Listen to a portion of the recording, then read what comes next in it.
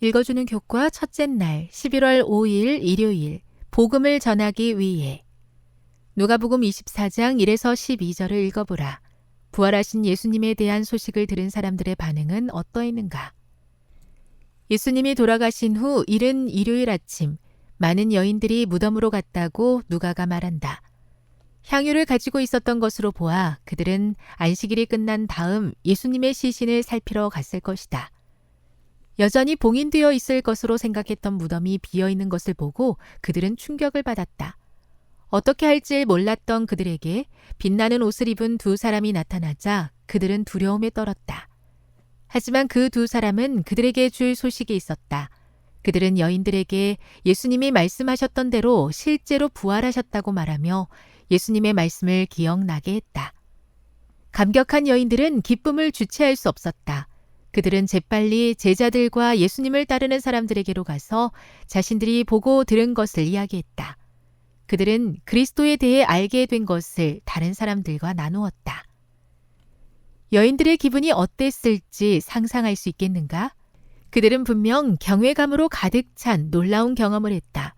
제자들은 그들의 경험을 허탄한 이야기라고 부르며 믿지 않았다. 베드로는 여인들의 말을 믿을 수 없어서 무덤으로 달려가 직접 눈으로 확인해야 했다. 베드로만이 아니라 사람들은 대체로 다른 사람의 말을 그대로 다 믿지는 않는다. 베드로는 여인들의 말을 경청했지만 그들의 경험을 확신할 수 있었던 것은 나중의 일이었다. 처음에 베드로가 경험한 것은 빈 무덤이었고 그저 그 된 일을 놀랍게 여겼다고 누가는 기록했다. 베드로가 무덤에서 경험한 것은 여인들의 경험과는 달랐다. 베드로의 반응과 상관없이 이 여인들은 예수님에 대한 소식을 듣자마자 다른 사람들에게 전하고 싶어 했다. 예수님이 자신을 위해 행하신 일을 다른 사람들에게 알리는 것보다 더 큰 선교 동기가 어디 있겠는가? 우리 모두의 유일한 희망인 예수님 안에 있는 구원의 기쁜 소식을 전하는 것보다 더 큰 동기가 있을까? 물론 다른 사람들과 나누기 위해서는 먼저 나 자신이 하나님과의 개인적인 경험이 필요하다. 우리가 사랑하는 것을 다른 사람들과 나누고자 하는 열망이야말로 선교 동기의 중요한 요소임에 틀림없다. 자신이 가지고 있지 않은 것을 나눌 수 없지 않겠는가? 교훈입니다. 선교는 그분께서 나에게 행하신 일, 내가 발견한 예수님 안에 있는 기쁜 소식을 전하는 것이다. 내가 가지지 않은 것을 전할 수는 없는 것이다. 묵상. 하나님의 살아계시고 그분이 사랑하시는 것에 대해 당신이 경험한 것은 어떤 것이 있습니까? 적용. 하나님께서 내게 행하신 일이 소중한 이유는 무엇이며 그 경험들이 어떻게 다른 사람들에게 복음을 전하도록 동기를 부여합니까? 영감의 교훈입니다.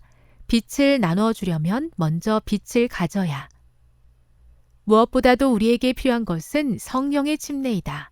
성령의 침례 없이는 세상에 나가 외치기에 더욱 합당치 못하다.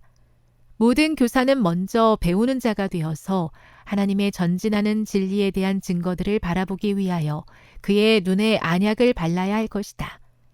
만약 그가 다른 사람들에게 빛을 나누어 주기 원한다면 먼저 의의 태양이신 주님의 빛이 그의 마음속을 빛으로 환하게 해야 할 것이다. 가려뽑은 기별 1권 411. 내가 전하지 않은 것은 주님을 잘 모르기 때문인지 자신에게 물어봅니다. 주님을 만나고 더욱 알고 경험하기를 원합니다. 주님께서 베풀어 주신 기쁨을 홀로 가지고 있지 않게 하시고 나의 경험을 지혜롭게 나눌 수 있게 도와 주옵소서.